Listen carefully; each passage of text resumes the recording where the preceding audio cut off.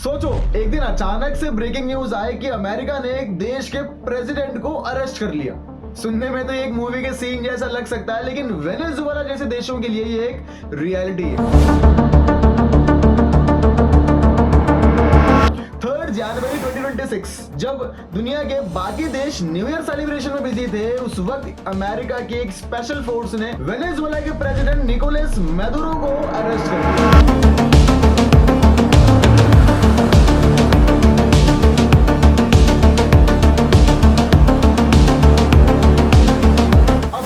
Scenario के बाद mind में एक सिंपल सा क्वेश्चन जरूर आता है कि क्या अमेरिका ऐसे ही किसी भी देश के प्रेसिडेंट को अरेस्ट कर सकता है, और अगर नहीं कर सकता तो ये चीजें होती कैसे हैं? इसी सच को समझने की आज कोशिश करेंगे, इमोशन से नहीं, लॉजिक से। अब सबसे पहले सवाल ये आता है कि कानून क्या कहता है। इंटरनेशनल लॉज के अकॉर्डिंग तो दुनिया का हर एक देश सॉवरिन होता है। सॉवरिन कहे तो वो आजाद होता है, अपना खुद का मालिक होता है।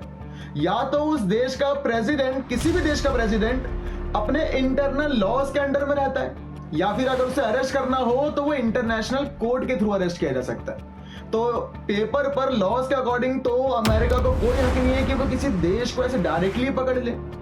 लेकिन साथ में ये भी एक सच्चाई है कि दुनिया रूल्स के साथ चलती ही नहीं। अगर दुनिया रूल से चल रही होती तो आज हम भी बिना किसी डर के, फाइन के डर के हेलमेट लगा रहे होते, बिना किसी डर के कोई रेड लाइट क्रॉस नहीं कर रहे होते। लेकिन सच्चाई ये है कि दुनिया कानून से नहीं, पावर से चलती है। अब सवाल ये उठता है कि जब लॉज के अकॉर्डिंग अमेरिका को कोई हक नहीं है कि किसी देश के प्रेसिडेंट को वो अरेस्ट कर सके, तो वेनेजुएला के साथ ऐसा कर कैसे पाया?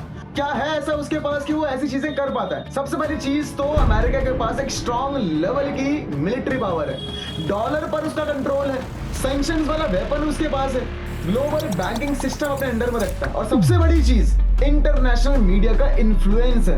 अब ये प्रोसेस समझना भी बहुत जरूरी है कि अमेरिका कैसे इन अपने वेपन्स का यूज करता है। सबसे पहले तो वो अपने एक किसी देश को नजरों में चढ़ाता है, मींस उसका टारगेट सेट करता है। फिर क्या करेगा? अपनी उसी इंटरनेशनल मीडिया के इन्फ्लुएंस का यूज करता है और उस पर्टिकुलर प्रेसिडेंट के अगेंस्ट नैरेटिव सेट करता है कि भैया इस पर्टिकुलर प्रेसिडेंट की वजह से तो डेमोक्रेसी खतरे में, ह्यूमन राइट्स का वायलेशन हो रहा है। और फिर बाकी दुनिया के देशों का भी परसेप्शन उस पर्टिकुलर प्रेसिडेंट के लिए भी चेंज होना स्टार्ट हो जाता है कि हाँ, अमेरिका ठीक कह रहा है, इसकी वजह से तो भैया डेमोक्रेसी खतरे में। और फिर क्या होता है? सैंक्शंस लगते हैं उस देश के ऊपर। सैंक्शंस को अगर सीधी भाषा में समझे तो किसी देश से बिना किसी वॉर के उसका जीना हराम कर देना। मतलब हम आपको मारेंगे भी नहीं और हम आपको जीने भी नहीं देंगे। कैसे?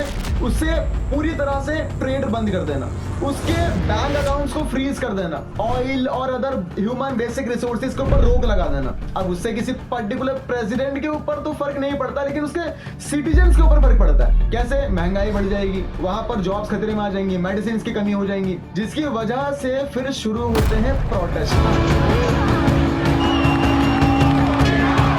देश में प्रोटेस्ट शुरू होंगे, इंटरनल प्रेशर आएगा उस प्रेसिडेंट के ऊपर, उस प्राइम मिनिस्टर के ऊपर। और जब प्रोटेस्ट शुरू हो जाएंगे तो आर्मी का प्रेशर आता है, ऑपोजिशन और स्ट्रांग होने लग जाता है, और इसका फिर रिजल्ट ये होता है उस पर्टिकुलर प्रेसिडेंट पर या प्राइम मिनिस्टर पर इतना प्रेशर आता है कि या तो उसको रिजाइन देना पड़ता है या फिर देश छोड़ के भागना पड़ता है। जैसे कि आपने बांग्लादेश की प्राइम मिनिस्टर शेख हसीना के केस में देखा। या फिर उसको क्या करना पड़ता है? उसको अरेस्ट होना पड़ता है, जैसे कि वेनेजुएला के साथ हुआ। मतलब अमेरिका इनडायरेक्टली ऐसे सिचुएशंस क्रिएट कर देता है कि उस पर्टिकुलर प्रेसिडेंट को अरेस्ट होना ही पड़ता है, और फिर अमेरिका ऐसे ही प्रूफ कर देता है कि ये पर्टिकुलर प्रेसिडेंट डिक्टेटर है, और बाकी देशों का भी उस प्रेसिडेंट को सपोर्ट नहीं मिलता क्योंकि खुद ही के देश के सिटीजन ही उसके खिलाफ हो जाते हैं।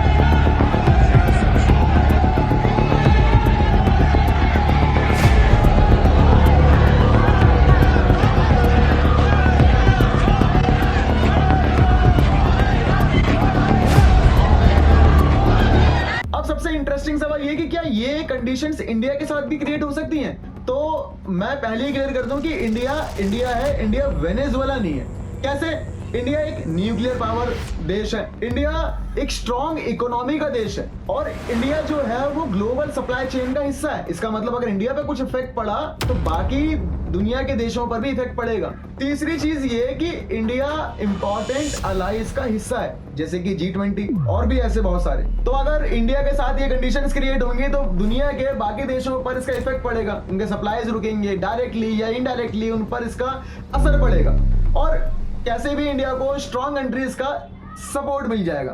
तो अगर पावरफुल कंट्रीज वीक कंट्रीज पर अपना ऐसे ही इन्फ्लुएंस डालेंगी तो इन सब चीजों को रोकेगा कौन? अब लोग कहेंगे कि यूएन रोकेगा, इंटरनेशनल कोर्ट रोकेगा। तो अगर सच में वो रोकता है तो वेनेजुएला के केस में उनको सपोर्ट क्यों नहीं मिला? आपके क्या विचार है कमेंट सेक्शन में जरूर बताना। वीडियो को हम यही अंत करते हैं, मिलेंगे फिर किसी नई वीडियो में एक नए इंटरेस्टिंग टॉपिक के साथ। जब तक के लिए धन्यवाद।